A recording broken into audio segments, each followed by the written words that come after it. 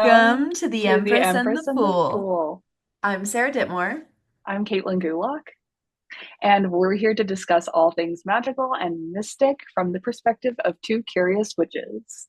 This is our bi-weekly tarot time episode where we review our favorite decks and discuss the ethics and methodology of reading tarot for yourself and for others. Yeah. Hello. Hi. That was so Um, professional. I know we are podcasters. We're so good at this already. Episode 2.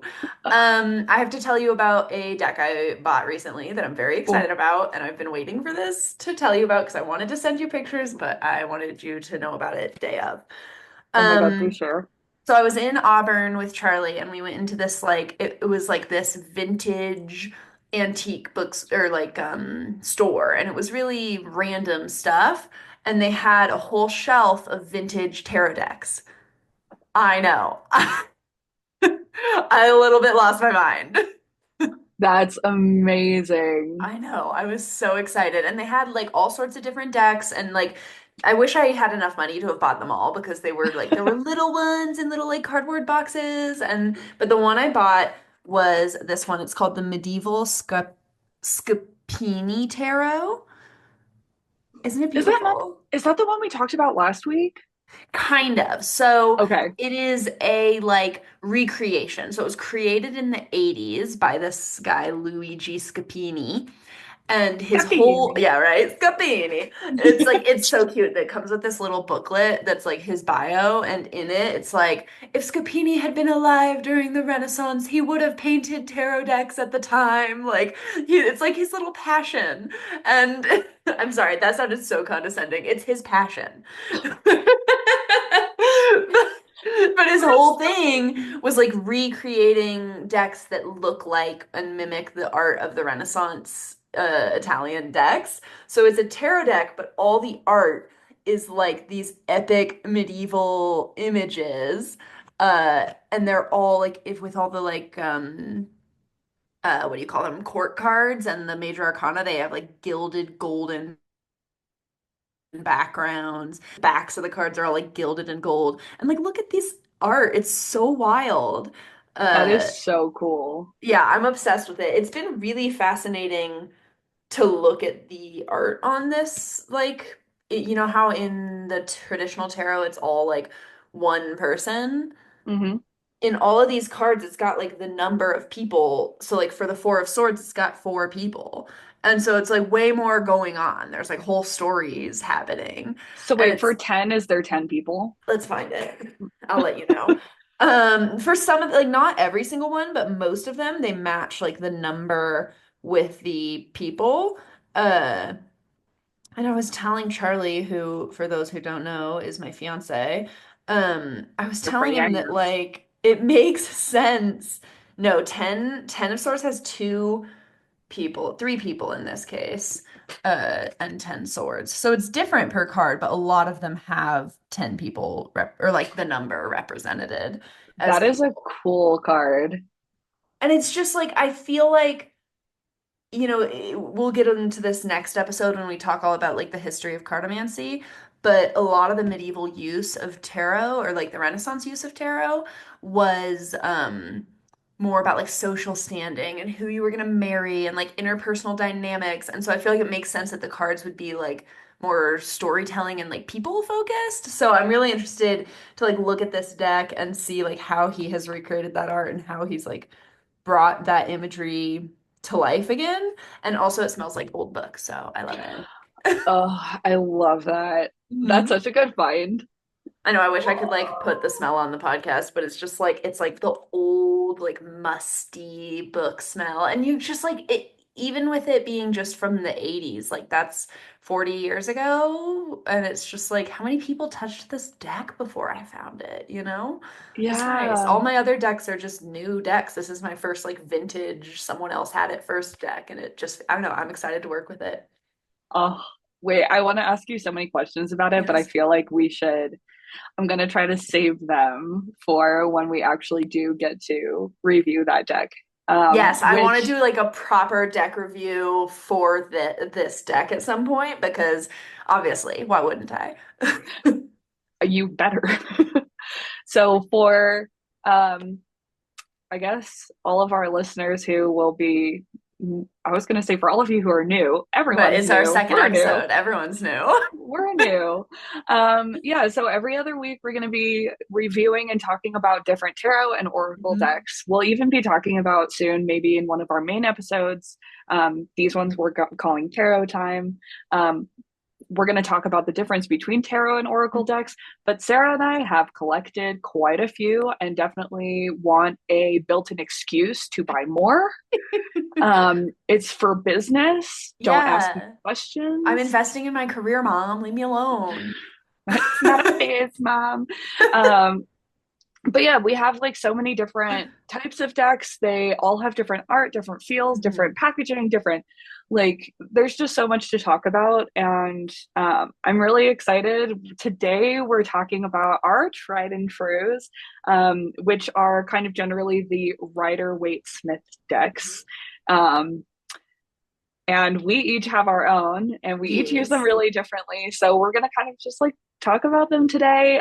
It's going to be a little bit different because these are decks that we like know really really well, and Mhm. we both have the same deck, so it's not like as much of a show and tell. It's more of like a Yeah, okay, yeah, this I is feel my like favorite. our deck reviews will normally like our so the tarot time will be like part deck reviews and part discussions about tarot. So sometimes it'll be a deck review, sometimes it'll talk about like how do you choose what spread to use? Do you read reversals? Like different topics around how to read tarot for yourself and for others.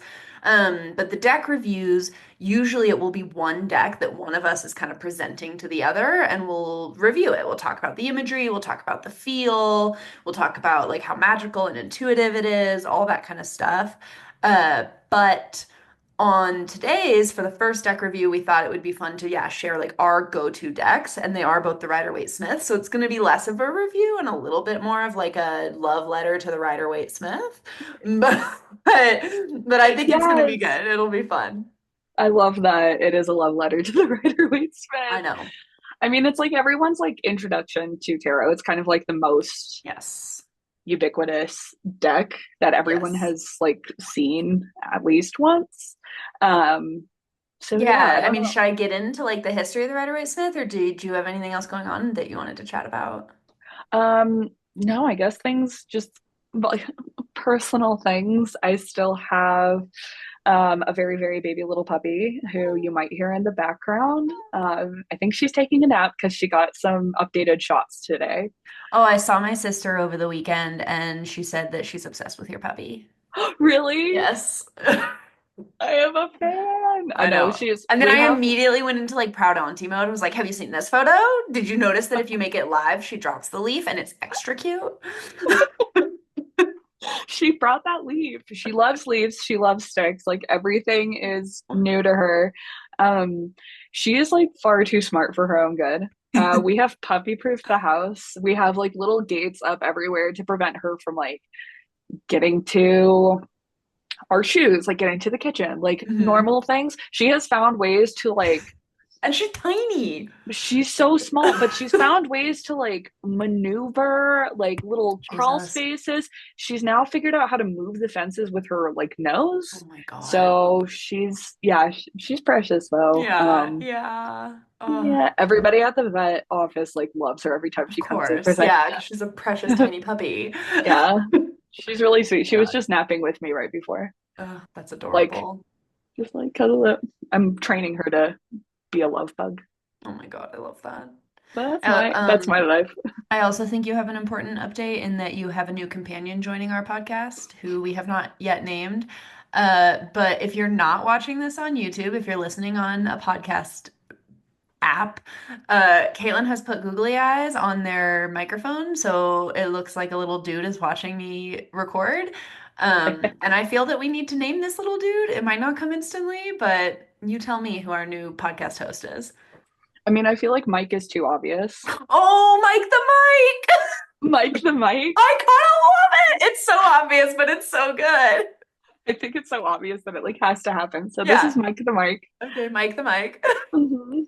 Yeah. I love him. Um, Is it he, him? I mean, I feel like they're just kind of a like a Yeah. sentient Mike Yeah, spirit, you know. they don't use any pronouns we would She, understand. he, they, you Yeah. know, All what in Denny. whatever whatever she's feeling today. Yeah, yeah. Okay, well, I love Mike the Mike. And mental health update and little Oh, tidbit for you. Buy yourself a pack of googly eyes. Here's some googly eye ASMR. perfect. Immediately top downloaded podcast of the year right there. Well done. Yeah, you do one of these. Ooh, Ooh. All right. sexy. I know. On that note, shall we dive in? Let's do it. Okay. Yeah, so today we're talking about our Rider-Waite-Smith decks, and we wanted to give like a little preview to what the Rider-Waite-Smith is. We will be our next main episode, so next Wednesday we'll be releasing an episode that is all about cartomancy, which is using cards for divination. So we'll talk a lot more about like the history of the tarot, oracle decks, the use of tarot and oracle decks, the difference between the two, and all those sorts of things. Um, but just like a really brief intro to the Rider-Waite-Smith, the cardinals we'll be using today. They've gone by a lot of different names. You might have heard Rider-Waite before. You might hear Smith-Waite. You might hear Rider-Waite-Smith, which is what I call them. There's all sorts of different terminology people use. Basically, it was created by or produced, published by the Rider Company.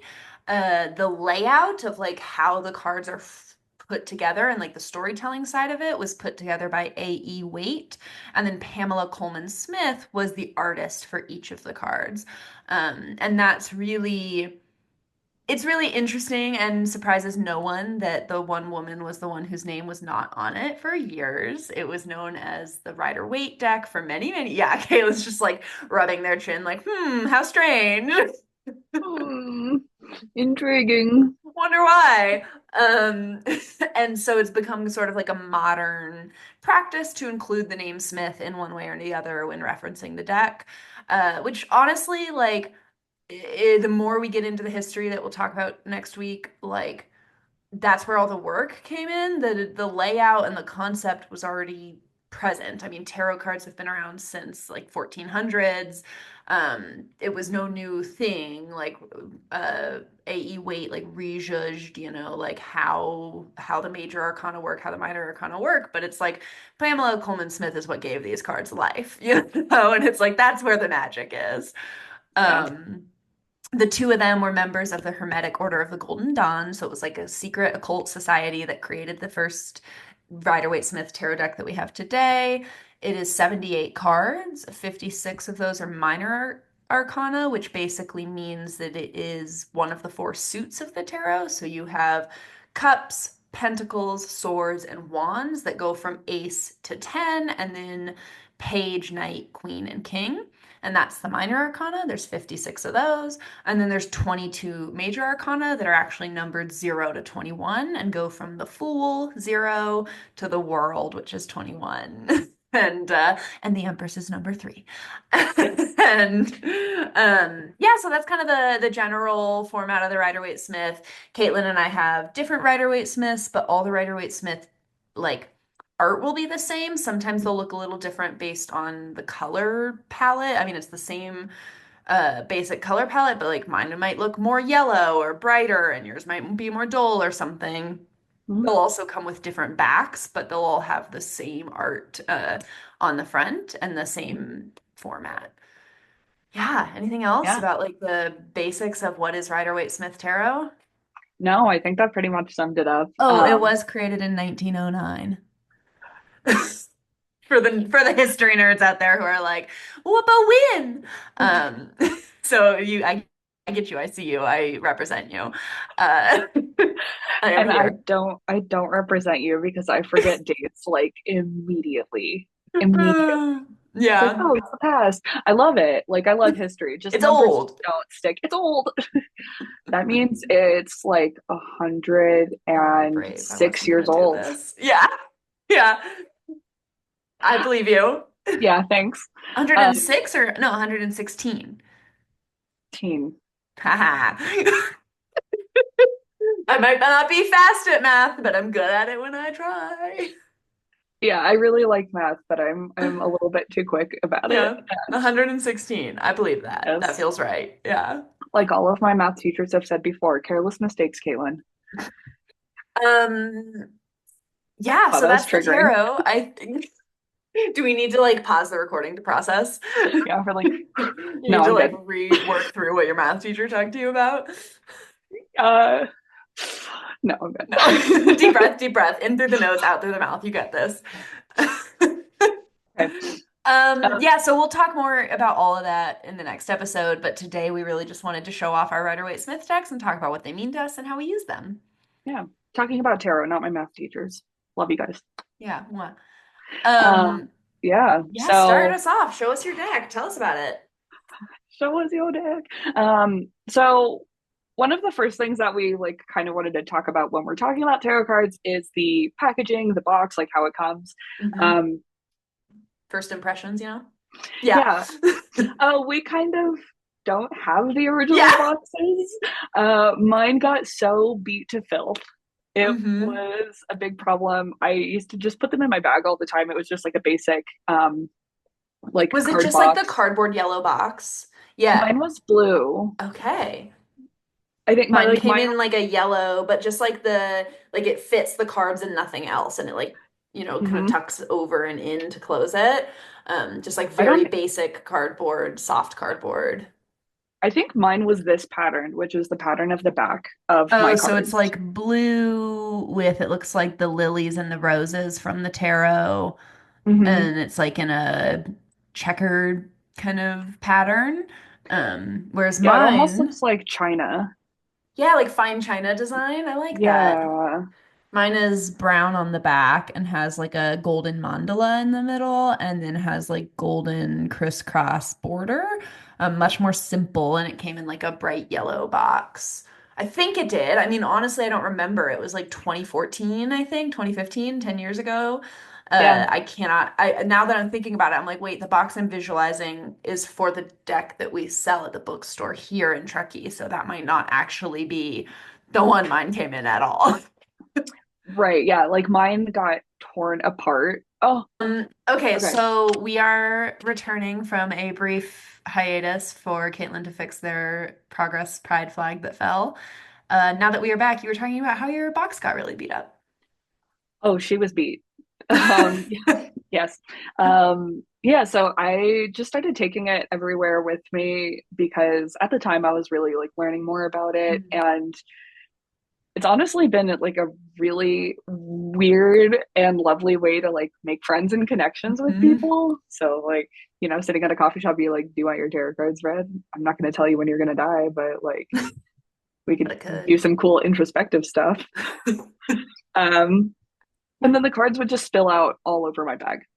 Yeah, yeah, because the box was never meant for that purpose. Nope. Just, So, yeah. I actually got myself a card that was from an Etsy seller that we'll probably like put the link to Yeah, in so the we're gonna description. share about both of the like containers we hold our cards in, and I'll put all the links in the show notes. Fabulous. So this is mine. It was So made I gotta made by describe it because some people are just gonna listen. yes, It's a leather, it's like a mahogany colored leather, and it's got like a kind of bronzy clasp, and it's got what do you call that? Like stamp, like stamped into the leather. It's got like a sun and moon. Is that what that is, or just the yeah. sun? It's a sun and moon, and then there's like two sides that are decorated kind of with like ornamentation, like stars and little like swirly bits. Uh, Aw, yeah, I always get a lot of compliments on this box, and it's it's very so sturdy, beautiful. which I love. It's very, very sturdy. So it's by Capricorn Handwork on Etsy. They have a lot of different types of card cases. So if you were looking for one, I highly recommend it. I've had this for years now. That's what I was gonna ask. How long? Because it doesn't even look, it looks like brand new. I could look back in Etsy, but it's definitely been like at least 8 years. Wow, that's amazing. And I've taken it around the world with me. Like I put it in every single like backpack when I travel. I always Yeah. take this with me. Yeah, and it's not even like scuffed or Well, bent or yeah, it's like anything. not I even love it. dinged. It's beautiful. Mhm. I remember you had that when we lived together in 2016. And Mhm. it's funny because at the time I was like, I want to get something similar. And then I just never pulled the plug because anything, or pulled the trigger. Like, wait, what? Something listeners are going to learn about me is that I'm shit at sayings. Idioms are not my friend. Hashtag autism. I never pulled the trigger, and it was like I just never I've never found one that I really liked. And literally for I mean this deck I've probably had because I had it when we met, so I've probably had it since 2014, 2015. Mhm. And the box, yeah, tore apart really quickly. So I guess our review of the Rider-Waite-Smith tarot boxes is they're crap by your own. Um, Bad. but this deck has just been held with a rubber band in my bag for I mean, yeah, like 10 years. And literally last year, I kept being like, I need to get a nice box for my tarot deck. Like I literally take it everywhere with me. The cards are beat to shit because of that. Like my cards, the edges are all like worn and torn and frayed. And there's cards that have like sun damage on them. They're just like torn apart in a good way. I love it. It's very Mhm. like well It's well loved. used. Yeah. But last year, I was reading tarot at a market, and this person, their brand is called Naughty Botsy, and they're Claire Botsy on Instagram. I'll put it in the show notes. They, Naughty like Knotty, by the way, yes, not like yes, good naughty. point. Because yeah, and yeah, because they do all like fiber arts and they do all like hand dyed fabrics and like they'll upcycle thrifted clothing or they'll create their own stuff and they have these really beautiful like velvety hand dyed bags that like zip closed. And so this one is like my spirit color. It's like a dark, dusty, kind of pinky, rosy color. And it's like a crushed velvet that it just like fit the deck perfectly. And immediately I was like, oh my God, this is it. Like, this is why I've waited 10 years. This is perfect. And I bought this and I love it. I've had it for a year, a little under a year now, and absolutely love it. And I like it a lot because, like, it's just like quick and easy access to my cards. Like, it's like Mhm. very, it just stick them in, pull them out. There's like a little space, so it's not like an effort to get them in or out. Yeah, it And then looks I so just like cozy. can, yeah, it's just cozy. It's my kind of Mhm. aesthetic. I like it a lot. And Mhm. yeah, so highly recommend. She has other cool stuff too that it's worth seeing for other purposes. But yeah, I'll put all that on in the links in the show notes. Yeah, I mean, it's always like there's a lot of different options for just like other people who are looking for tarot Hmm. card holders. There's like wooden boxes, there's kind of like velvet or cloth bags, there's whatever the hell this Yeah. leather box. Like, there's however you feel is like special for keeping it. There's no right answer. Yeah. Um, I and do even if think your like a cards get lot beat of, to shit, oh, go ahead. no, I was gonna say, even if your cards get beat to shit, it gives them a little personality. So like, Yeah. it's not, It's not the end of the world. Have some torn yeah, corners.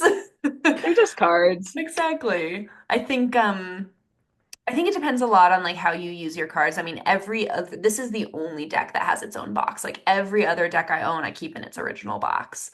Mm-hmm. Um, but because this deck goes everywhere with me and because the box was not very good at travel, like it just made sense to get it its own case.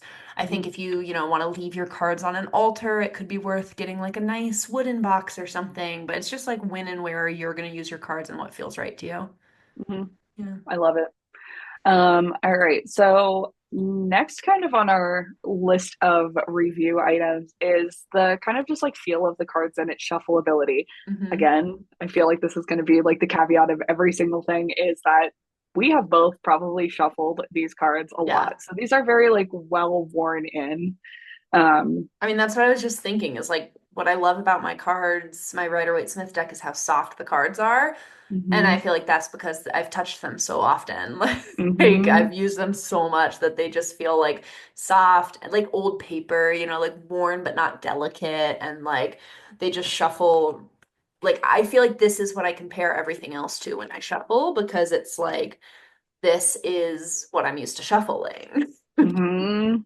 Yeah, mine has like a little bit more of like a glossy finish card on Oh, it. Like okay. not like full gloss, but it has like a little bit of Oh, a that's how my newer Rider-Waite-Smith looks. I know what you mean because mhm, mine's so yeah, old, but also just I think a different print. It's more like linen-y, yeah. I like that for these ones that you can like I usually shuffle them like up and down, like or like taking vertically. like vertically taking chunks of it and moving it back Oh, and forth. okay.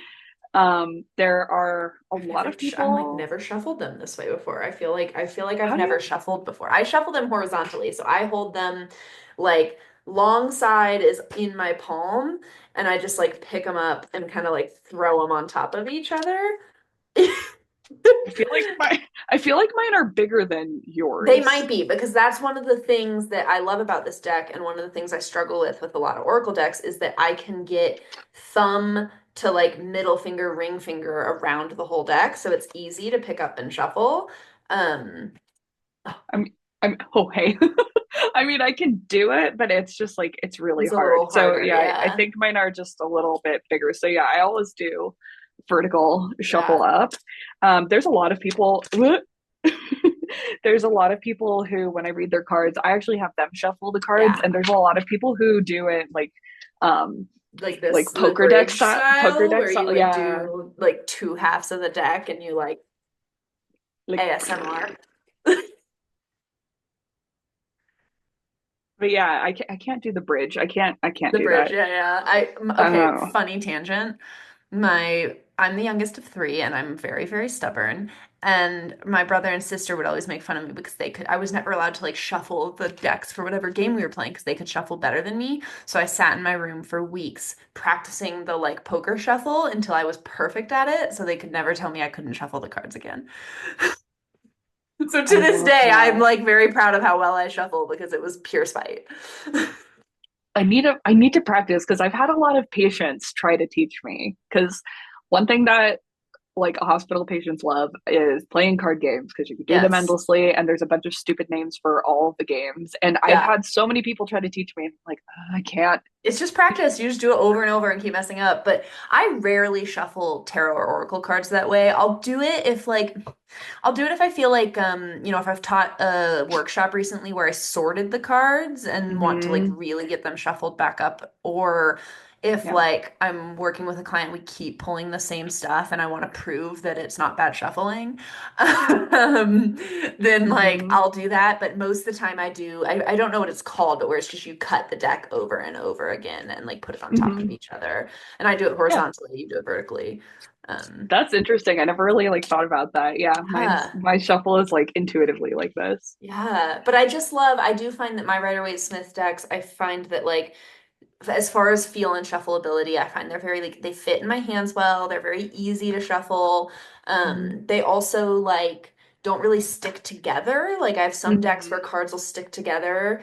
And they also don't like I feel like they're that perfect amount where because they shuffle pretty well, you don't have cards jump out that often, but they can. And so it allows for Hmm. like the significant jump outs without it being like, no, that's just bad shuffling. Like, yeah. Yeah.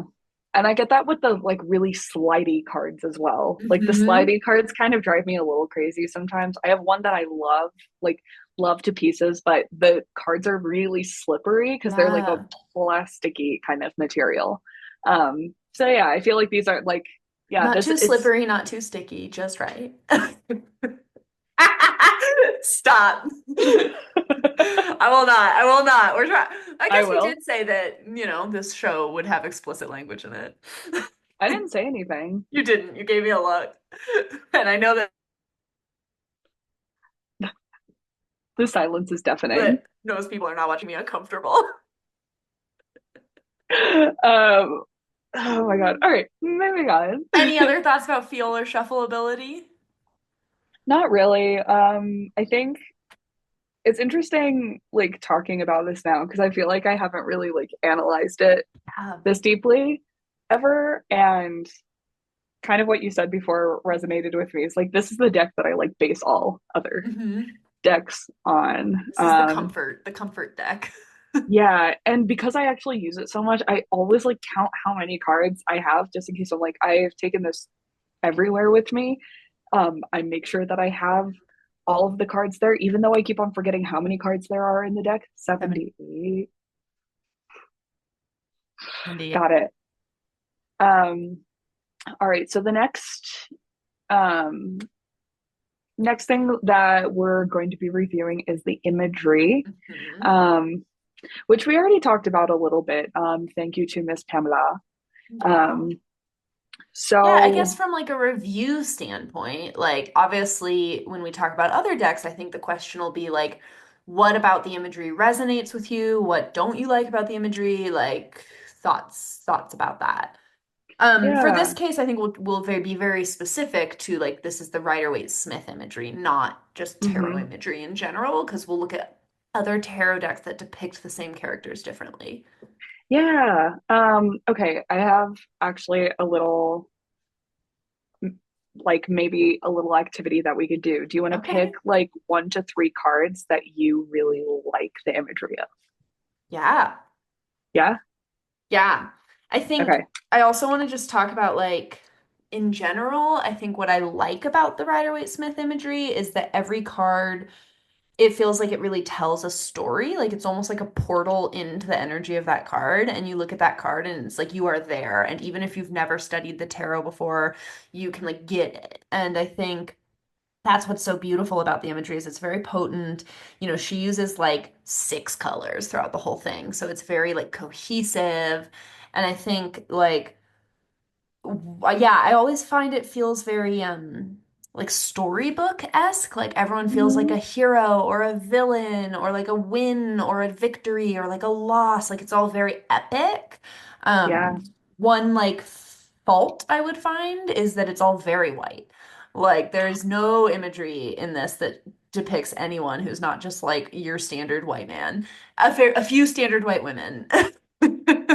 And like, Yeah. you know, It's not diverse. very, yeah, it's not diverse at all. And like all the couples are, you know, heterosexual white couples. Like it's all very, yeah, very, very basic in that way. Not surprising given when and by whom it was created, but Mhm. uh, you know, it is one of the things I like about seeing modern tarot decks is how they can take the messages and the purpose of the imagery, but make it a little more inclusive and just like representative of society.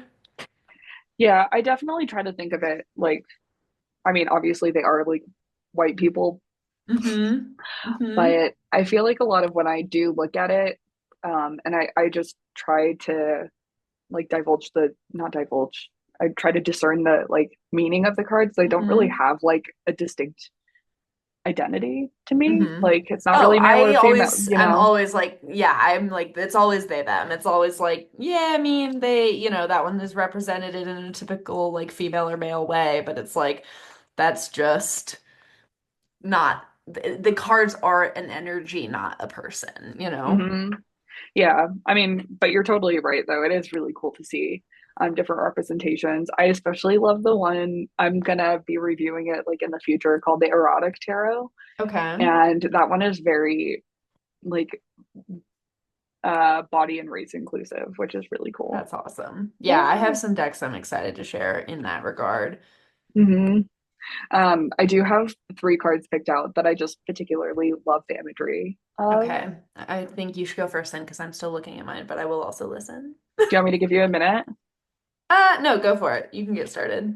All right. Okay. So there's like a lot of these that I really resonate. I am not going to say The Fool is one of my favorites, even though it is.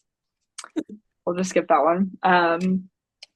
All right. So my first one is the Nine of Pentacles. So in the middle, it's like a woman who is dressed in this like robe with what kind of looks like daffodils all over it. She's surrounded by pentacles and like grapevines and Yeah, and I this. think I gotta look back and remember, but I think the robe is also meant to show like it's the Venus symbol, but in a flower in like flower form, so it's Oh, also like femininity and womanhood. oh my God. And Um, there's a little snail at the bottom. I never noticed that. it's like the divine feminine. Oh, because slow growth is better growth. Yeah. So it's like, and I love her just like she's like has a little bird perched on her finger. She's just like all about splendor. And I love how Mhm. there's so much like I like how it's so busy but so simple at the same time. It's really Mhm. just like an odd dichotomy. Um, the other one I love is the magician. There's just so much Mm, symbolism in here. yeah. Um, it's like, Describe it but for us. yeah, so it's a person in red robes and a white shirt with an infinity symbol above his head, standing behind an altar with representations of all four of the suits. So a pentacle, Mm, a cup, a sword, and a wand. And then some like decorative flowers on the bottom and hanging from the top. And I just really love how the person is really highlighted in the middle, but mm. there's like a lot in here, but there's a lot of like simplicity and focus in the middle. Um, and then my last one is Queen of Cups. She is it's a lady sitting on a throne and like kind of looks like on like a little bit of a beach, but you can't really tell where her robes end and where the water begins, which is very like representative of the card, of kind Mm. of like having your emotions and your decisions be like really intertwined. She's holding like a pretty badass looking vase, chalice, kind of hard to tell what it is. It's like, I mean, it's a cup for the cups, but it's like a go like a big It's goblet. like a big goblet thing. I think there is like an official like term for like it's a thing, and I forget what it is, but it's like a very specific kind of like goblet cup thing. Um, Ugh. but Um, I think it has to do with yeah, like spirituality and stuff. I would have to look it back up. it reminds me of growing up in a Catholic church. But yeah, I don't know, I just really love this like kind of like watery sandiness. I just like how like peaceful she looks. Yeah. Yeah, so those are my three that I really like. God, I'm trying to pick my three, and it's really hard. I'm realizing how much my relationship to these cards has changed because I don't like immediately my brain was like, well, my favorite cards. And I was like, no, my favorite imagery. Yeah. And it's really interesting. It's making me realize that when the cards first came into my life, they were much more, and we'll get more into this as we talk about how we use our cards, but they Mhm. were much more a tool for my own like mental health journey. I mean, when Mhm. I look at when I started getting into tarot and like the kind of peak of my mental illness, they match pretty closely. And Mhm. it's like, and specifically, I say like, not the word, maybe not the peak, but like the moment before, like the finale, I guess, or like, like it Mhm. was like those kind of 2015, 2016 to like 2020 were really like me finally like reckoning with and like finding healing for my mental health, and also when like tarot and spirituality became a much bigger part of my life. And so many of the cards that I find myself like instantly like, oh, these cards have so much depth to them and there's so much imagery to them, are immediately like the cards that were important to me then, and not at all the cards I resonate with now. And so I'm trying to pick like just three, and I think I'm gonna pick three. I'm gonna pick four. I have Do it. six. I have six, and I'm trying to narrow it down. There's no rules. There's no rules. Okay, I'll just talk fast. Okay, I think I've got it down to five. Good. I've got it down to five. Uh, because I think why these five is that I think it really captures what's unique about tarot imagery. Mhm. And so the first one I have is the Eight of Cups, which shows like eight cups, and it's five on the bottom and three on top, and there's kind of like a hole in the pyramid of cups. And through that hole, you can see in the background this figure that's like walking across this long, like kind of difficult terrain. There's like water and hills, and even the moon up in the corner looks like sad and like lonely. And to It me, looks this very is like Lord of the Rings. it does. And it's like Yeah. it's very hero's journey, right? Of like walking away Mhm. from what you know and what has fulfilled you to like find what's missing. And like Mhm. to me, this card is always that oh my God. The Britney Spears song of like, isn't she lucky? Like that is this Oh, card to me of like Holly you have everything you should Juniper. need, and yet you know that there's something you're missing. And like She's on so the surface, lucky. on the surface, you're so lucky and everything's good. And like, but there is an inner knowing that like it's not, and there's something you need to go find. And I think what Yeah. I love about the imagery of this card is this is an example to me of like a portal card where you just look at it and you are in this person's experience and you just like know that feeling. And you don't even have to like study what the meaning of the card is to get it. Yeah. And I think a similar card to me that really just like captures the essence of the card in its art is the Nine of Swords, which Oh, shows, yes, one of my favorites and a card I pulled far too often to be willing to admit. It's the card of nightmares, and it's like it's got this figure who's sitting up in bed and they've got their hands buried in their head and there's nine swords like on the black background up like in the sky, and just looking at it, it gives the idea that like it's like bad dreams or like thoughts like, keeping you up at night, right? And it's like mhm, these swords are very much like a mental projection and not a reality. And I just mhm, love this one because I think like of when I try to explain to people how the suits work and like that swords are related to mind and beliefs and mental health and thoughts, mhm. I pull up this card because you just get it right away. Like it I think a really lot of encompasses that. a You lot of think people what? get really scared when I pull this card, and I Mm, actually pull this card really frequently for people because it does resonate. Like what is yeah. in your mind is way worse than what's in reality. Hmm. And I shit you not, like so many people have gotten this card, and I'm like, no, no, no, no, no, no, no, no, no, no, no, no. They immediately because they're anxious because like the card, and it's immediately like, wait, what's gonna happen? And it's like, no, it's just your mind. What are you panicking about? Yeah, they're like, but she's surrounded by swords. Like that's the whole, yeah, like Yeah, but they're no fake danger. swords. Yeah, I love that one. And then another one, okay, I've narrowed it down. I've got two more. These two I wanted to grab because I think they just like, I just think it's such good examples of like Oh, using the card to depict the energy. So this is the Knight of Swords, and it's got a knight on a white horse, like rushing into battle with a sword outreached, and there's like wind blowing the clouds and the trees.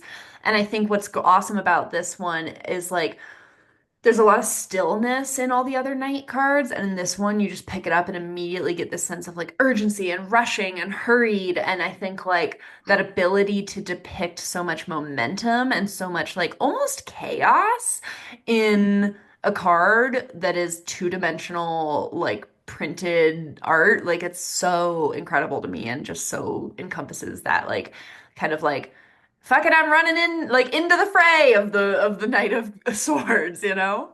yeah, and I love how even the like the Charlie Brown looking trees in the back are like so The simple, trees in the but they're like, tarot are like wild. I know. I actually like sidebar too. I do have like a whole like speech that I give people about the kind of um like horizontal and vertical nature of tarot Mm, cards, which is maybe for another episode about I yeah. always show people the four knights put together or the Yes. four fours put together Yes. because I do as that often as well. Yeah.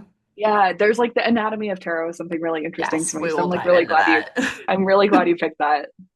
And then the last one, I think similarly, I wanted to show was the Two of Pentacles because I'm like everything in this card is like push and pull and balance, right? There's waves in the background, and there's like he's on one foot and he's juggling two pentacles, and like there's this rope, and it's just like I think it's such a good job of how the tarot uses other symbolism and like background imagery to tell the story more completely. And he's wearing a Pharrell hat. He's wearing a wild hat. Anyway, oh, and then I love honorable that. mention to the Five of the Five of Wands because it's very homoerotic. Oh, It's a bunch of it's guys in like, oh tights. no. It's a bunch of guys in tights like throwing their wands at one another. Their sticks are wands. I love that. I'm So really yeah. excited to see that. So yeah, I think big picture, like the imagery of tarot is very magical, it's very evocative, and it's also like old. You know, there's some parts of it that feel like old both in like a romantic like storytelling way and also in like a not everybody is white kind of way. And I do like that there's a lot of like primary colors in this. So it's Yes. very bold and Uh, it's very clear. And you're right, like all of these could have been in a storybook. And you could yeah. probably make a storybook Oh based my on God, like that any would of be them. fun. Kids book driven by the imagery of the tarot. Okay, yes. But Censored. maybe not like the devil and not the Ten of Swords, and we'll just Yeah, that's why edit I those out. immediately was like censored. Maybe an adult storybook. All right, so So next to talk about is the intuitability. Yeah. Which I And feel I like we think we've talked about a little bit with the imagery of, you go ahead. Yeah, so intuitability is what we mean is that can you look at the image of the card and get a sense of like what it means and what it Mhm. represents, or get like I think it's also like or get just a visceral feeling about, oh, this is what I think it means, without having to like read the booklet or without having to do a bunch of research, which is really helpful. Mhm. um, but yeah, can you look at the card and kind of get a sense of what it means? And I think it's probably hard for us to judge this one off the bat because we know these ones really well. Yeah. Um, but also, like we did touch on, like it is something that is very, very easy to understand. Like Yeah. random pull, like you can understand this guy is like fighting a bunch of six, like it's like one person battling a bunch of kind of outside things. Yeah. Yeah. Um, yeah, so Yeah, I uh, would agree. I think, when I teach tarot workshops, I always start with intuition. I mean, my workshops are often called like intuitive tarot reading. And I think that one thing I like about the cards is that you can get so much out of them by just staring at them. And like you just know that's what I'll have people do. I'll have them spend like 20 minutes looking at a card and just describing everything they see. And the more you look at the imagery, like the reason I pulled the cards I did is like the more you look at them, the more there is stuff to realize about like the message mhm, that's coming through beyond just the first impression. And I mhm, think that that is a very like strong case for the intuitability of these cards is that like you can just take the imagery and really pull out meaning from that alone. I don't think it's as intuitive as like you pick the card and immediately you're like, oh, I know what this means. Like you have to sit and think about it for a minute.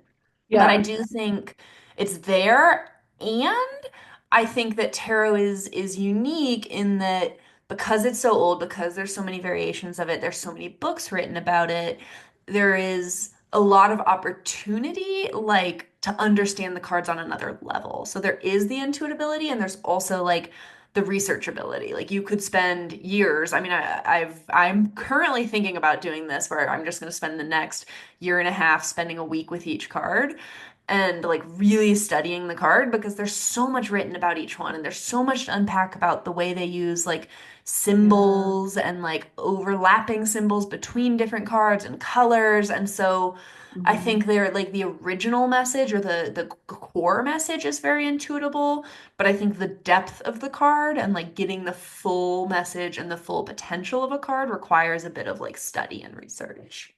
Yeah. And so like kind of on that point too, I think I might have mentioned this the last episode, but I have been working on creating my own tarot deck, which has been really fun. And it's kind of made me do a lot of that work as well, which can almost be like really frustrating at some Mhm. points where I'm like, oh my God, there's like a lot of different opinions about Yeah. what one thing means. And like it, some Yeah, of there's it a lot of seems contradictions too. Yeah, some of it seems like a like that's contradictory or like that's not what I thought it originally meant. Hmm. So there's like and there's so many opinions about these things too. There's not like always just one answer that's right, and there's not Yeah. just one thing that it can mean. So I think like Sarah and I both um subscribe to more of like an intuitive tarot. So like going with your gut because a Mhm. lot of what you're reading it is like you're putting your energy into Yeah. these cards, you're putting your energy into learning, so ultimately you can do all the research that you want Yeah. to do, but kind of like whatever your gut pulls you to feel is Mhm. that's also right, like Yeah. while you were talking as well, I pulled two cards that like I feel like do have just intense intuitability. Okay. um so this one always makes me laugh. Uh, It's the card of the miser.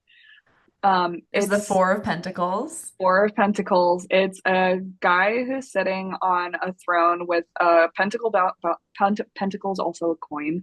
But so it's a coin balanced on his head, a coin in his arms, and two coins below his feet. So it's like he's just like He's holding on for dear life.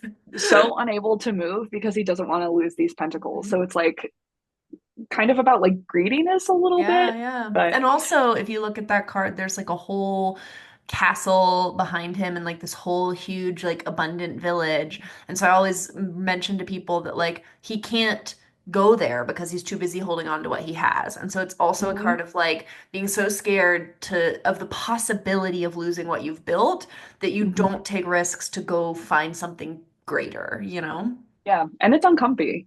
It's Like no one wants. uncomfy. It's not comfy. No one wants to sit there with a freaking coin on their head. And then the other one is, The yeah, card of heartbreak.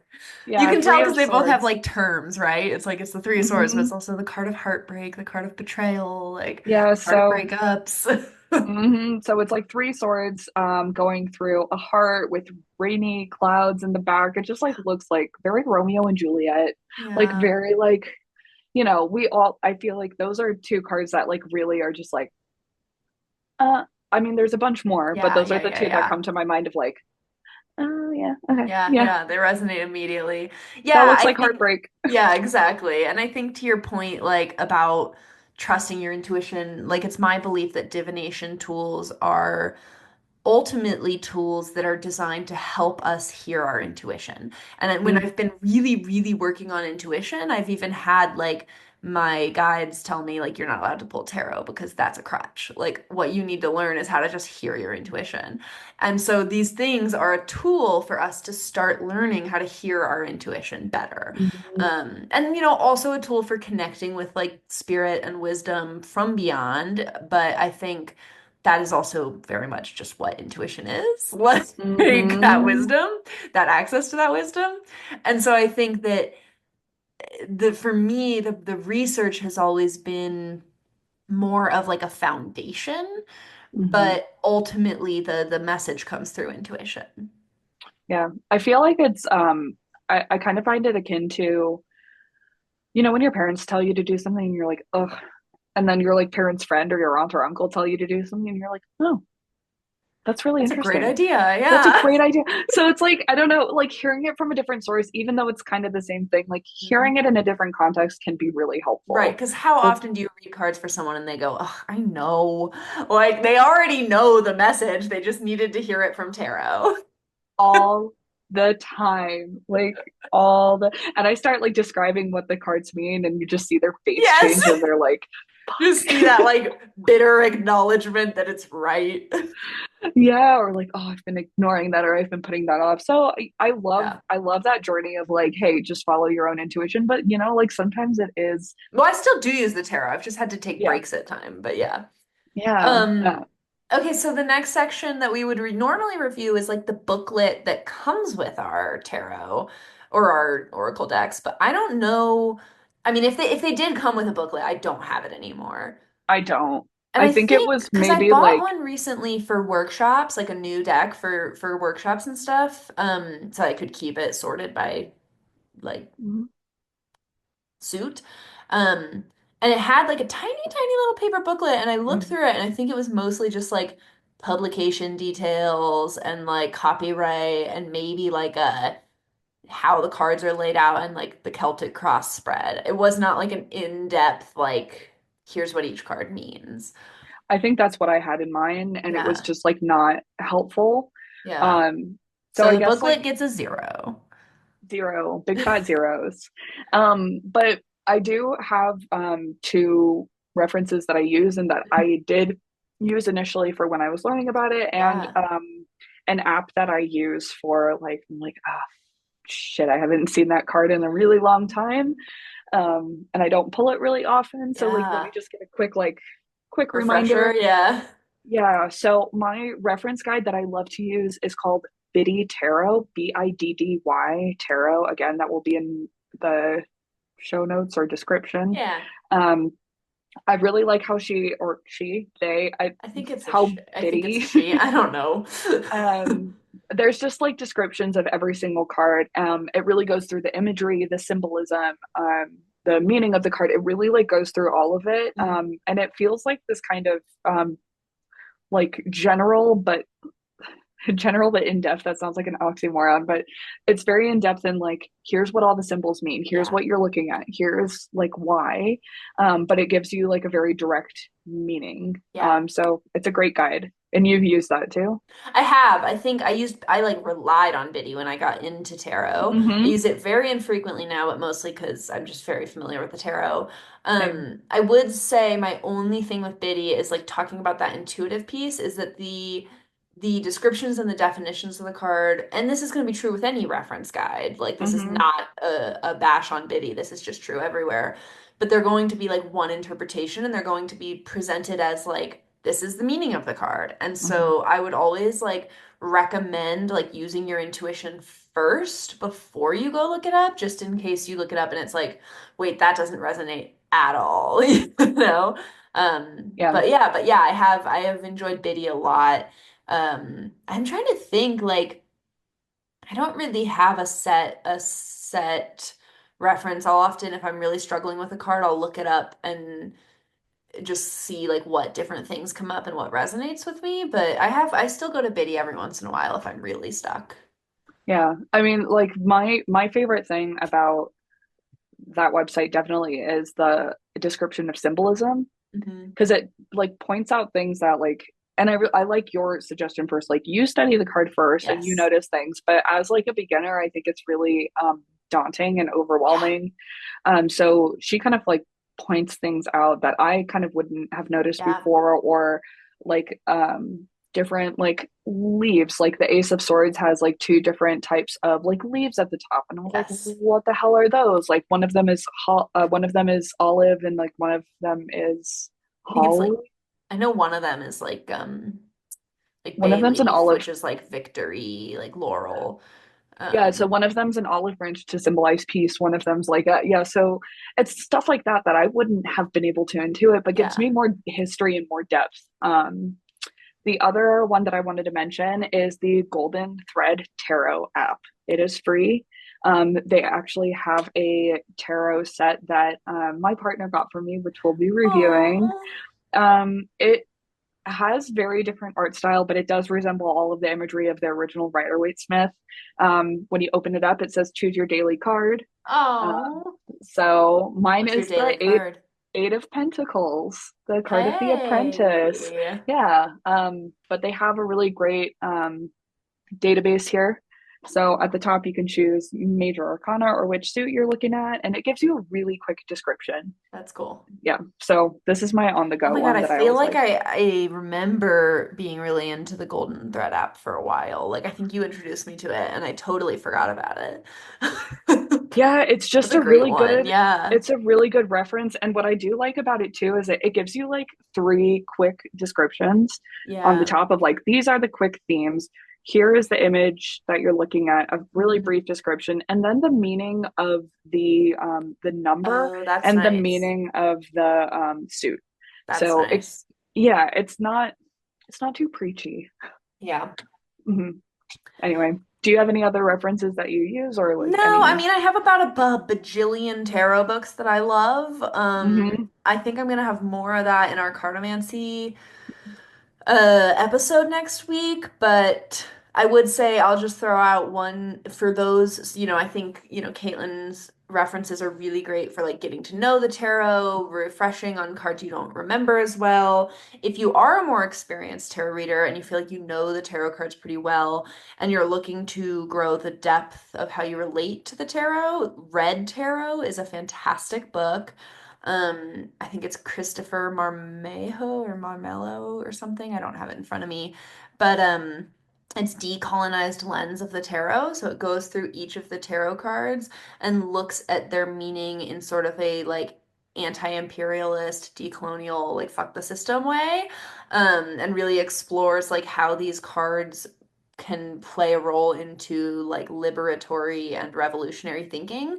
So it's a really great way to connect with like the cards on a different level, especially if you, like me, have struggled at times with like pulling a card and being like, ooh, the energy of this card is like very capitalist. How do we look at that differently? Um, so I think that that's a great or like very hierarchical, like the Hierophant, it's like it can be Hmm. challenging at times. And then you get these other meanings and it kind of opens up how you can think about the cards in a really beautiful Hmm. way. It's part of like an ongoing effort that a lot of creators and tarot readers are doing to kind of queer the tarot and look at the tarot from a more like liberated lens. So Red Tarot, fantastic book. I'll link it in the show notes. That's on my reading Oh, it's list. so good. It's so good. I haven't read it like page by page. It's also like formatted really fascinatingly. So go look at the table of contents and just like blow your mind a little bit. Mm, okay. Because That's my it's like one, two, three, four is like the sections, and all the ones are in one, all the twos are in twos, but all the it's only 1 through 10, and all the major arcana are mixed up in them, not in the order you would expect them in. And it's like in each chapter they talk about the energy of that number and then like why they've chosen the cards they have for that number. It's really interesting. It looks into like the numerology of tarot in a really unique way.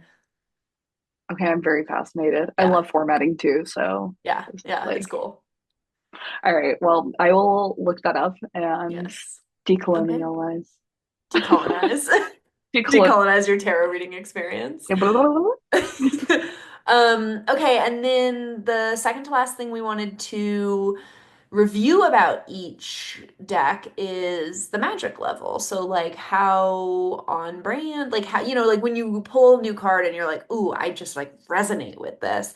Or Mhm, is it like you pull the deck and you're like, I've had decks that people have given me as gifts before where I'm like, oh, this is like a cute concept and I don't like feel any oomph from it, right?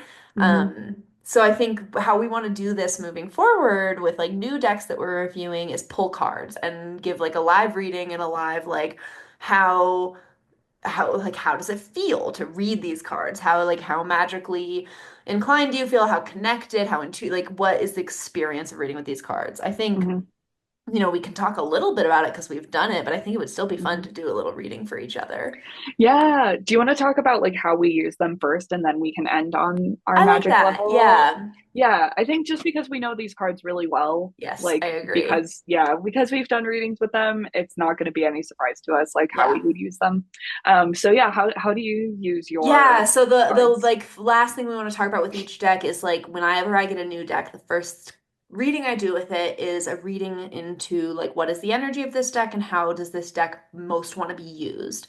And like how does this deck best serve myself and my clients, like what getting a sense of the spirit of the deck and how it likes to be integrated into readings. Um but for this one, it's a little different because we have different relationship with the decks. So I wanted to just talk about like how we do use them and what these decks, how they play a role into our lives. And so for me, the deck that I'm reviewing today, or the deck I'm sharing today, is actually my private deck. So it used to be my go-to deck for everyone and everything. And, it was the only deck I had for years. And even when I got Oracle decks, it was the only tarot deck I had for years. And so anytime I would do a reading, whether it was for myself, for friends, for strangers, it was always with this one. Didn't matter the topic, didn't matter anything. It was like this was my deck. Nowadays, this deck actually lives in my purse or my desk, depending on the week. And it's just for me. It's just for my own readings. It's for my own like getting clarity. I pull a daily card to just kind of tap into the energy of the day. I don't, it's not even the one that's at my altars, like that I use to talk to my guides or anything. It's more of like an internal check-in deck. Kind of tapping into like what's the energy of the day? How can I connect with this? Or if I'm like working through more mundane issues, like should I quit this job? Should I Mundane. well, versus like, what Oh, guides am I channeling and how can I work with them? Like, okay. like day-to-day things of like, should I quit this job? Should I like host this workshop, whatever, that kind of stuff. This is my go-to deck for that. It also is kind of my like slap in the face deck when it's like, okay, what am I like not paying attention to? What do I need to hear? So it's really my like internal check-in deck. I no longer use it for clients. I bought a new Rider-Waite-Smith deck that I use for clients, partly because just I was trying to do a better job of like dividing my energy and my clients' energy. Um, and like maintaining a spiritual practice for myself that was not about my clients. And then also partly because like these decks are so beat that like, I don't know, I just feel like I'll have cards in here that have like folds and bumps and ridges, and I worry sometimes from a client perspective that it's like if you're skeptical, then it's like, oh, that deck just came out because it has a bump on it, whatever. And Mhm. so this is now just my personal deck. And also, I just feel like this deck talks to me differently because it represents like relationships I've built with the cards that aren't necessarily what the cards actually mean. Like, there are cards in this deck that I know mean something to me that are not what I read those cards as when I read a client's Mhm. reading. And so this has become my deck, and then my other Rider-Waite-Smith is for clients. I love that. I like Yeah. that like separation. Yeah, it's been nice. It only happened like 2 years ago, but it's been good. Mhm. Yeah, I don't have a professional tarot practice. So I mean, I love reading cards for friends and family. Yeah. Um, I definitely love reading cards with my partner. He's really like embraced Mm. um tarot reading because we've had some real spooky spot on moments together, and he was like, "Oh shit, this is kind of like legit, huh?" I was like, Magic "Yeah, is it real, is. yeah. Yeah, it is." Um, so I just still use it. I've used it sometimes with like reading at like fairs and things for, just kind of the general public. Usually though, when I read for people and I have my other decks available, I'll let them choose whatever Mm. they like or whatever they Yeah. speaks to them. Sometimes that's a little bit hard because they're like, which one is the best? And I'm like, there is no best. Like, what do you like the pictures Yeah, of? yeah, Which one's yeah. the prettiest? Like, Which one are you you know. finding yourself staring at for no particular reason? Yeah. Yeah, and it always like surprises me. I think when I tell people I'm like, this is my go-to one. So if you just want a default, Yeah. like this is my default that I have a really close relationship with and like the Uh, longest relationship with. And I'm realizing now I think I got it in the year after I graduated from high school oh, wow. is when I got this deck, which is like Yeah.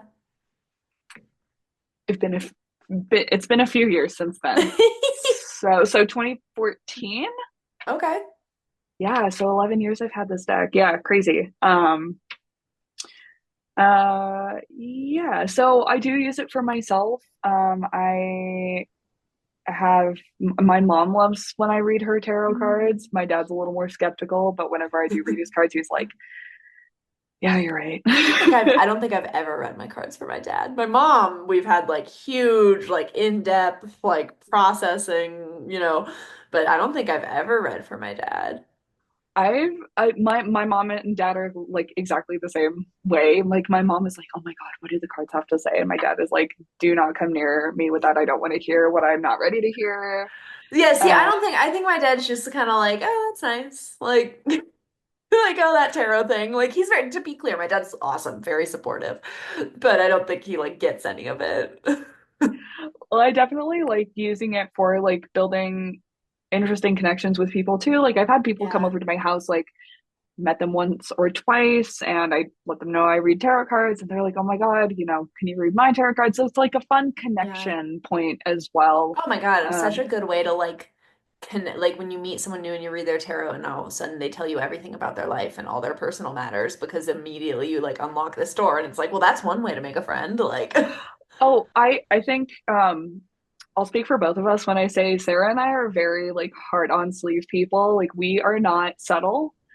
We are not like demure and like mysterious and at what was that? all. What was that TikTok trend? Like very Very, demure. very demure. I don't remember. We can't even remember because we're not that No, we're not mysterious or like cryptic at all. We're delicate. we're just a little bit not subtle at all. We are who we are. Um, yeah, so it's kind of nice to invite other people in, and it's this. I think like for a lot of people, it's this thing of like, what is that? Or oh, like I had a pack when I was in high school, or like it's kind of like Yeah.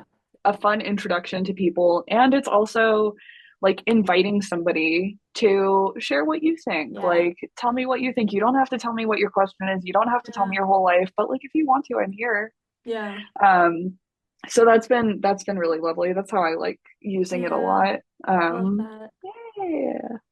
Um, I Should can we pull a hear, card for each other? yeah, I can hear Soda-chan whining outside too. Oh, So okay. she So wants we'll wrap it attention. up. How many? I usually do 3 to 5 cards, but do you want to do just one for each other, or what do you feel? Should we just go intuition? Let's do intuition because Yeah. that's what most of this has been about, right? So the question we wanted to ask each other today is, what wisdom do I need to hear from the tarot right now, or what wisdom would best serve me in this moment? Uh, I think we'll pull like one for each other and then maybe one for well, it's both of our decks. I know in other deck reviews we're like, well, one for each other and then one for the audience. Do we just want to each pull one card for the audience? Yeah, Okay. the And then we one can for pull however many for each other feels right. All yeah. right, let's start with for each other. You can go first. All right. What does Sarah need to hear right now? Ooh, hello. What do you want? Okay. Um, moving my mic the mic very slowly. Who is slowly losing one eye, by the way, but you can deal with that after. Oh no. We are here for all abilities. Yeah. Um, I will share one fun fact too. When I am pulling cards, I get a little vibration in my ring finger on my right hand. So I actually have a little star tattoo to represent like Yeah. that magic that I channel it through. I love that. Um, yeah, it's really psychosomatic, whatever it is. I don't care. It happens. It's magic.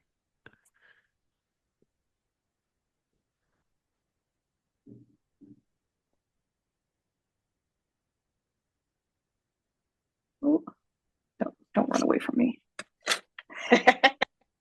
All right. Sorry.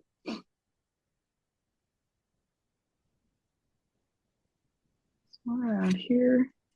You're like me, you start laughing and interpreting the cards before the other person like knows what they are. And my clients are always like, "What? What?" And I'm like, "Sorry, I'm sorry. It's just funny because it's so spot on." I do that all the time, and they're like, "Stop laughing." They're not in on the joke and they hate it. Yeah, Tara's always laughing at me. I can laugh back at it. My tarot is so, I mean, talk about magic level and like feel of the cards. My cards are so sassy with me. hmm Like so sassy, which is valid. I am that way. Yeah. All right. You want to see All your right, what is cards? my wisdom that I need to hear right now? You're gonna be a little spooked. Okay. Threes across the board, Whoa. Wow. Three threes. and Okay. three. Yeah. Um. So we got this was the first card I pulled, and I laughed Three of because it's the cups. three of cups. It's three appearing to be like just three people who are raising their cups in a cheers position. It's very celebratory. It's very like like girlfriends. Yes. Oh my God. Yes. It's always the card of like, yeah, like get together with your girls. I always think of it as like witches dancing in the full moon, like, di like Yes. kind of Dionysian, like having a little bit of a like over the top party to just like celebrate and indulge. I will say, like a party in the woods or like sleepover, like Mm. like Mm-hmm. friendship. Mm-hmm. Yeah, so that's definitely how I feel about Mm. you. And I think like I always do like describe the cards first and then do the interpretation. Then we have the three of swords, which we already talked about before. So it's three Yeah. swords going through a heart with some sad clouds in the back. And then I call this the card of teamwork. It's the Me three of too. pentacles. Really? Yeah. It's just kind of, like three people who are kind of like looking over a project, seeing how they're doing and how they can balance all of their strengths and Yeah. like keep on making this project move forward. Yeah. And one of my Uh, favorite things about that card is you have like the person who's chiseling into the stone, the person mhm, like the architect who has like the blueprint and the design, and then the like spiritual person who like represents the meaning and the like theology of it all. And to me, mhm. it's like none of them could do that project on their own. Like they have to Yeah. bring each of their gifts to make it what it is. Yeah. So I feel like I don't know, the three threes is a little spooks for Mm. me. I do feel like there is a lot of cause for celebration. Mhm. There's like a lot of like partnership and friendship, like things that you're making happen that are like worth celebrating and having like a lot of deep connection over. Mhm. Um, I'm a little bit confused by the Three of Swords, but I feel like there's also just like something to be let go. Mm. Like there's something to kind of like mourn a little bit, but like in this spread, I don't think it's like a bad thing. I think it's Yeah. almost like the death card of like cycles of grief and like Yeah. cycles of loss, but it's not like a bad thing, but it just still hurts. Mm. Um, and then yeah, really like relying on the different wisdoms that you have and the different like skills that you have to build Mm. the thing that you're trying to do, and like you're still at the earlier stages of it and there's still like a lot of ways to go, but it's Mm. like going really well, and like trust yourself and trust is like the closer people around you, not Mm. just anybody. um I love that. yeah, it makes me happy Yeah, though. it is. It's interesting, like threes in the tarot. And I'm not as good at the numerology. That's a piece I want to study more. Mhm. But threes are often like they're cards of change and they're cards of sometimes happy change, sometimes difficult change, but they're also like um cards of like growth and Mhm. expansion, and they usually symbolize like a turning point, like the one that wasn't represented right is the Three of Wands, which is like going like Mhm. he's setting off on a journey, and it's like all the Yeah, threes are like there's some change happening, some turning point, and it's like how we're engaging with that. it's uh transition, yeah. it is, it's a card of transition and the growth that comes from that transition, and I Mhm. think that those three really symbolize like what would like the three version of duality be? The like triality of how to approach Trigonometry. the trigonometry of how to approach this period of growth and change. I mean, I think that uh you have like okay, like celebrate, like enjoy what's like coming and what's new, but also like allow yourself to mourn and grieve what's gone because in order for change to happen, that means something had to be let go or released or left behind. And then Yeah. like the Three of Pentacles is like, okay, we're celebrating, we're mourning, and we're also like still doing the work, like gathering with the people who we need to do the work with and like making the thing happen.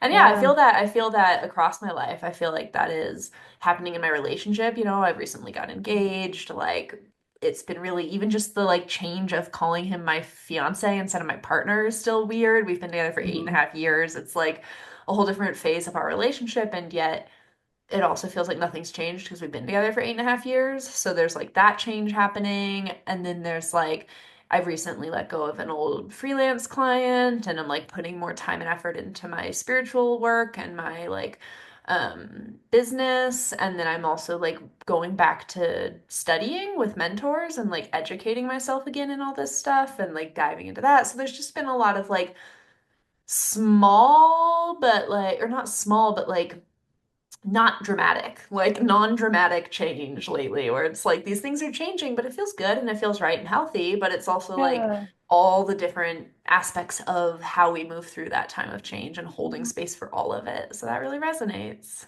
Yeah, you're evolving. Yeah, I'm in my threes era, which is also the number of the Empress. Uh-huh, she's three. Stop. I love that.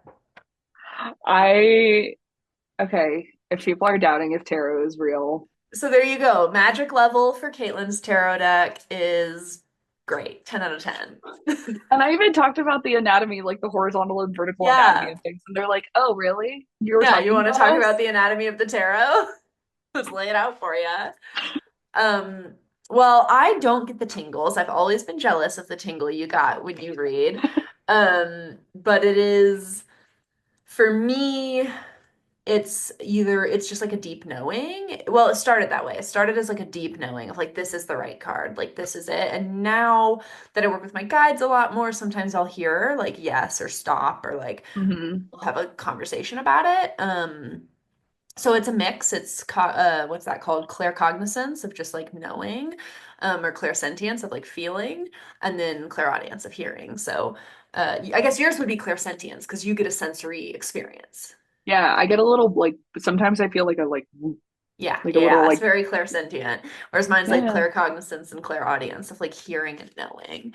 I thought Um, hearing was so cool. Like that I one had a took friend, took a while. I got there, but I had another friend who's like, I hear a voice that says stop when I'm shuffling. I'm like, Mhm. oh my God, that's so cool. Mhm. And like right now, so for example, I'm just shuffling so this is, I do it different all the time. And sometimes I'll have a very serious, like do the opening prayers, ask the question, shuffle the Mhm. cards and like cut the deck and pull. But sometimes when I'm like talking to friends or when I have clients who are very talkative, I have this method of just shuffling while we talk and I'll get this like feeling of like, ooh, that's a card. And I'll just stop and I'll pull it out and I'll just keep shuffling and talking and shuffling and talking and like pulling as they come and then seeing what comes. Okay, we have two cards for you. I feel like there's one more. Is it this one? Yes, it is. Okay. What do What? you mean I'm talkative? I feel like, oh my God, that was such a loud laugh. I'm gonna have to like lower the levels on that. I feel like I was literally thinking about that as we recorded today of like Kaitlyn's doing such a good job of just like being quiet and listening when I'm talking, and I'm not doing as good of a job at that. And like everyone's gonna think Kaitlyn's this like super like polite, quiet, like lets me talk, never interrupts, and I'm like, this is not the real you. I interrupt all the time. It's my love language. Are you saying you don't love this podcast, Kaitlyn? I know I love you so much. I'm just really working on it. You're Really doing working. great. I love you too. Thank you. Okay, so I also pulled three cards for what you need to hear right now or what we prefer.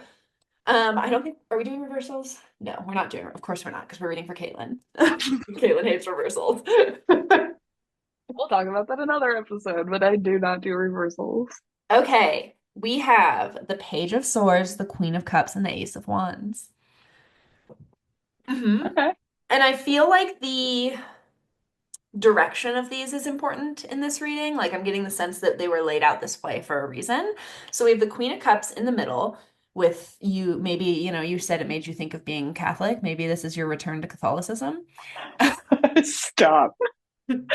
Stop. No, jokes aside, the Queen of Cups, she is sitting on a throne. They have like one foot on the earth, one foot in the water. They're wearing these like flowy robes that have water imagery on them. They have a crown. They're on a stone throne. They have like a cup in their hands. Um, oh my God, I've never noticed this before. I'm sure this is not what this is, but on the throne, it looks like a baby washing himself with a fish. That's what it is now. Rub a dub dub. Anywho, on either side, so on the left of so like in the first position, we have the Page of Swords, which similar to the Knight of Swords has that kind of windy energy, like the clouds are moving, the trees are moving, even the earth kind of looks to be moving, but it's like the hair is blowing, but it's a little more controlled, a little more stable. Both feet are planted on the earth, like they are looking into the distance, but they aren't quite headed there yet. They're holding their sword up, like they're ready, they're primed, but they're not moving yet. And on With the the other Charlie Brown side, tree. yeah, with the The Charlie Charlie Brown Brown tree in tree. the background. And then on the far right, we have the Ace of Wands, which, like all aces, features a hand coming out of the clouds, often referred to as like the hand of God or like spirit. It's holding a single wand with all these new little sprouts on it. And then in the background, we have like a lush mountainscape with a castle in the distance.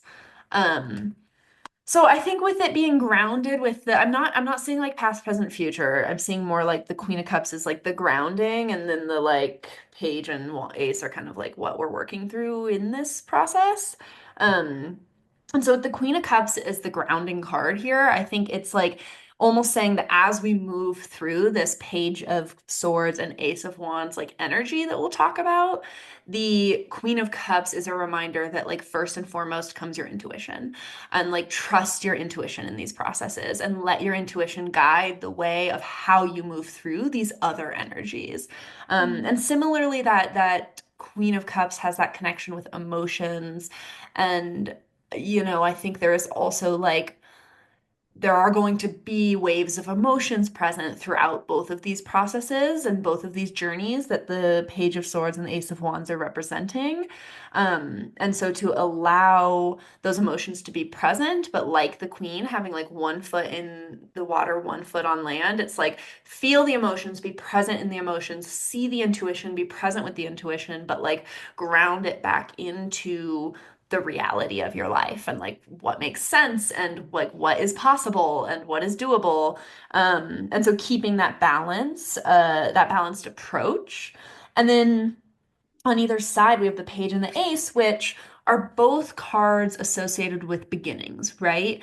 They are both ones in a way. Like ace is the start of every deck, or every suit, and page is the start of every court, like Mhm. section of the suits. So they both have this sort of fool energy, like this naivete, this like going into something new, like starting a new adventure, but they're different versions of that. Um, the Page of Swords is representative of someone who has been through a lot of their swords journey already, right? They've done the Ace through 10. They've been through their mental health journey and they've like come to terms. Well, yeah, right. Pat yourself on the back. You have healed. Um, like they've Working on been, it. yeah, and it's nothing's ever like the I always say the tarot is cyclical, not linear. Like Hmm. you never hit an end point, and like the Page of Swords is someone who has gone through a journey of learning to relate to their mind differently. And maybe that can be, in some journeys, that can be like mental health and having a healthier relationship with your mind.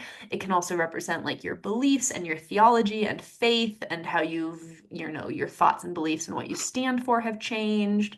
But it's you've gone through a journey of kind of reshaping a lot of your relationship to your mind, and now you're at the point of kind of figuring out what the fuck to do with that. And so it's like, okay, I have this sword, I have this clarity of like what I stand for and who I am and what my identity is. Where do I take it? Like how do I be this person that I have developed internally, Hmm. externally? And how do I like step into my beliefs in a way that I can share with the world and like be confident and strong in, you know? And then on the other side, we have the Ace of Wands, which similarly is a beginning, but it's like beginning, right? It's the first card of the wands. And the wands Sprout. represent, yeah, right? Little sprout on your head. It's like it is the first call of a new passion project. It is the first call of a new creative endeavor. It can also represent like sexual passion, right? Like sparks and sensuality with another person or with yourself or a new aspect of your sexuality. So there's something in the realm of like passion and drive and creativity and like magic, like tangible magic, Hmm. like witchcraft that is sparking for you and like is new and exciting and like sexy and you're curious about it, but like you haven't even begun to think about what you're gonna do with it. Like that's what the Hmm. two and the three are about, is figuring out what you're gonna do with it. And it's like, you're kind of opening to this creativity and it's being welcomed into your life and you're being invited to start thinking about like where do you want to go with that? And to pick it up and to like take it and take the chance and see what happens. Yeah, so that's my reading for you. And I didn't tell you that I am starting my semester back up tomorrow. Oh my God! Oh my God, I just yelled so loudly into the mic. Oh my Let's take that. Oh my God, one more time. God! What mood am I going for? Like, what energy do you want me to bring to this reading? Saucy. Saucy. Oh my God. Aw, we're so unserious people. But Wait, but when that's you, very exciting. I'm very happy for you. yeah, when you pulled the Page of Wands or Page of Swords, I was like, yeah, like I took a little break in school because it was like a lot and really overwhelming, and I feel like Yeah. I'm coming back to it like kind of new but kind of seasoned. And there's a lot of what you said that resonated, but there's also a part of Mhm. me that was like, Sarah doesn't know that I'm like starting my semester tomorrow. And That's like amazing. I a had little, no idea. That's so exciting. I know. That's why like as my partner would say, wrong again, tarot, wrong again. Like Yeah, so I think when our it's something just takeaway is spot the on. magic level is 10 out of 10. Yeah, yeah. I gave it 5 magic stars out of 5 magic stars. Amazing. I'm gonna put mine back in my little Do we want to pull box. a card each real quick for Oh, the audience and then we'll call it? yeah, that sounds great. All right, Perfect. what do we So want? so no matter who is listening, where they're listening, or when they're listening, what is the wisdom that would resonate most with our listeners today? It'd be fun doing like a dual one.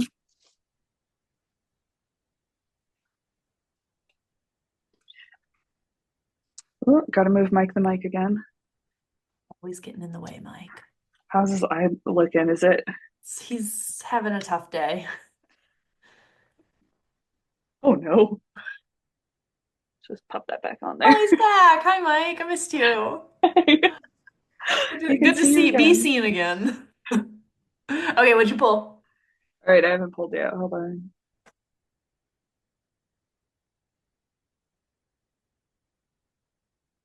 Oh, interesting. Oh, okay. I like this one. What is All it? right. Do you want to do three, two, one? Yeah, okay. All right, 3, 2, 1. Ooh. Oh, Do guess we what's at want the to talk bottom? about? Guess Oh, what's at what's the on? bottom of my deck? Oh my God. Wait, what's on the bottom of mine? No, nothing. I mean, it is something, but it's not yours. Oh my Wait, gosh. that's nuts. Okay. Yeah. So mine is the Six of Pentacles. It is 3 figures, one in the middle holding scales, kind of like giving coins to the 2 figures below. Hmm. Um, Mine is yeah, wait, is yours six? yeah, six. Okay. What did I say? Six? No, you did. Oh, I was yours is just making six. sure. Mine is also six. Mine is six of swords, um, which is a person in a rowboat rowing away, with 6 swords and 2 figures, like both in cloaks, looking kind of like sad and cloaked and looking away from the camera, so to speak. Um, and then the Six of Swords is also what's on the bottom of Kaitlyn's deck, which I feel like is a hint from tarot of like how they want us to read this. Like I feel like it's like like I'm getting this vibe of like your card, the Six of Pentacles, is like the core message, and then this is like kind of the underlying factor that like informs that message. So you go first. That's so And look, spooks. it's the same people. Like it's the robed people in the boat are the same people on the Six of Pentacles. I mean, they're All not the right. same people, but it's like they're in similar outfits, like these cloaked, robed Oh my figures God, they in are need of help from this other figure. like a yellow and a teal. Like mine are the same colors. Yeah, yeah, exactly. That's so creepy. Okay, Okay, well, you go first and then we'll tie it all together. oh my gosh. Jinkies wheel. Um, I actually gave this card a name, but I can't. I've actually like named all of my Yeah. cards. I can't remember what this one I named it. But it's basically the card of like making things even. It's about Mm, sharing. It's mm, about kind of like evening the scales, spreading the wealth. Like mm. things haven't been exactly like fair. And sometimes it just takes an intervention. It takes like somebody being like, this isn't right. Like, Mm. let's like reset. Let's make this fair again. So yeah, it's just about like Yeah. It's giving and taking. interesting. We are recording this much earlier than we're going to publish it, and we're recording it on Inauguration Day. And I just think it's interesting that we both got cards that kind of have this energy of like yours has like an energy of equity, and there's also an energy Mhm. of like grief and walking away from things and like Yeah. things not being exactly as you would wish they would be. Yeah. And so I think with the Six of Pentacles, I often tell my clients to consider like, who are you in this card? Have you had a Mm, lot of luck lately? Have things gone really well for you? Are you in like right now, Charlie and I have been working really hard on considering like how we can be more of service to our community because things are going well for us and we've got our feet under us. We've got like, out of debt. We've got good work. I mean, he never was in debt. I got out of debt. We've got like good work-life balance, like good relationship situation going. So this is a time that we can be really present for our community. Whereas on the flip side, sometimes the Six of Pentacles can come up when you are the person who needs to look to your community mm, for help. And are you maybe in a situation where you are underprivileged or underrepresented or don't have the access to the means you need? And where can you find those resources? Who can you lean on to, yeah, give you help find that equity, find that Mhm. support for what is fair and right? Yeah. Yeah. And I do think it's like, I actually was thinking of that. I was like, wow, today is inauguration day. And Yeah. it's maybe not one of our favorite days. And I was just thinking about I'm like, very happy to say fuck Trump on this podcast. okay, great. It's a sad day for us all. But yeah, I was actually thinking about that. So I actually like funny other thing is in my tarot research, I'm doing like notes on every single card. The last Yeah. place I stopped is the Six of Pentacles. Oh, wow. Yeah. Yeah, so this I labeled the card of generosity. Mm. And then yours I actually called the card of the refugee. Mm. And I do think that there's so the card it shows to me, it is this symbol of if we take the swords as like the mind and the ideals, it's a card of like sometimes you have to move away from things to stay strong in what you believe in and what you stand Mhm. for and to Yep. protect your mental health. And so I think given the Six of Pentacles as sort of the overarching theme of this reading, it's this idea of like if we're looking to build something that is more equitable, if we're looking to, find a relationship with our community where we are of service and also like a reciprocity of like living in Mhm. reciprocity, that might also mean making hard decisions. And there might be things like you might have to let go of some things or walk away from some things or make some difficult, challenging decisions in service of the world you want to build and who you Mhm. want to be in that world. Yeah. And that can be, these big picture conversations we're having of like, okay, the world is broken. Like, what do we have to let go of to fix it and to find a world we believe in? But it can Mhm. also be like, coming back to this example of me and Charlie and like being more of service to our community, there's also been a lot of discussion around like traditions and ways of engaging in community that we were raised with that were very like individual, and how to like let Mhm. those ideas go to step into more of the relationship we want to have with our community. And that Yeah. can be a really hard process and a distancing process with like different people and different situations. And so I think the Six of Swords kind of informs the Six of Pentacles by saying, like, this might not be an easy process. Like, this might not be like, oh, just like go give what you have to others. Like, you might have to let Yeah. go of some things. You might have to really work on the like some beliefs you hold on to. Like, there might be a lot of like processing and grieving and releasing in order to be able to like even those scales a little more. Yeah. And the other thing that I do love about the refugee card, or like Mm. that I always think of, is like you can see the imagery of choppy waters to smooth waters. So it's definitely a Yeah. transition that's like, moving towards something better, but you don't necessarily see what's on the other shore. So Yeah. better doesn't always look like what you think it's going to look like, Yeah. and progress doesn't always look linear. Yeah. And Like it, sometimes you have to leave the choppy waters for the smooth waters, not knowing what it's going to look mhm, like, just knowing that you got to get out of the choppy waters. just trust. And yeah, I love this. These are very, Yeah. what is with the magic? Magic Beautiful. levels are high today. Beautiful, beautiful. Yeah. All right. Well, thank you. I also, okay, when I put them away, I give my tarot cards a little kiss. Oh, that's so cute. I'm I've like, done that before. I've like snuggled my cards before. I'm like, all right, I'm so glad you're just as crazy as I am. I'm Horny like, for the okay. tarot. I'm like, thank you so much. I love you. Okay, well, thank you, listeners, so much for sitting with us and exploring the tarot together. And next week we'll be diving into like cardomancy and divination through cards in one form or the other. And then the week after that, we're gonna do another deck review, but this will be one of Kaitlyn's favorite oracle decks rather than a tarot Hmm. deck, and it's called the Modern Nirvana Oracle. It's gonna be really fun. So Yeah. make sure to tune in. Anything else before we sign off? I don't know. A lot of people say like and subscribe, but I don't, Oh yeah, I mean, this is a new podcast, share it. I mean, honestly, Oh, the best thing you well, can do right now is share it with someone, like to rate, help. review, rate, Yeah, review, rate, and review, and subscribe. subscribe. Rate, review, and subscribe. Um, Wherever you're Feels weird. listening, however you're watching, listening, whatever, give us a follow, a subscribe, give a little rating. 5 stars would be best. 5 magical sparkly stars or whatever you said the tarot magic level was. Yes. Yeah, but And we're yeah, I mean, very, honestly, share it. Like that would be the most helpful, whether it's anyone you think would be interested in listening to us talk about spiritual stuff, like that would be awesome to help get this out. And yeah. I think that's all on my end. Yeah. I mean, if you have anything that you're interested in learning about in magic, we're probably interested in learning about it Yeah. too. Yeah. There's So let us know what you want to hear about, what you want us to mhm. be like sweet little nerds about, because that's our favorite thing to do. Yeah, I want to put, I'm Yeah. going to put, we're still, by the time this is published, our website will be up and running. And there will be a link to that in the show notes. And on that page will be like a form you can fill out of like topics you'd like us to do, guests you'd like us to Love. have on, because we want to have guests in the future.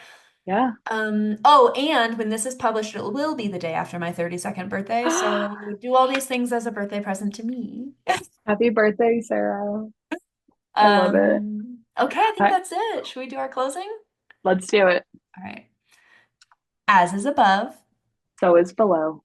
as is within. So is without. Thank you, I love you.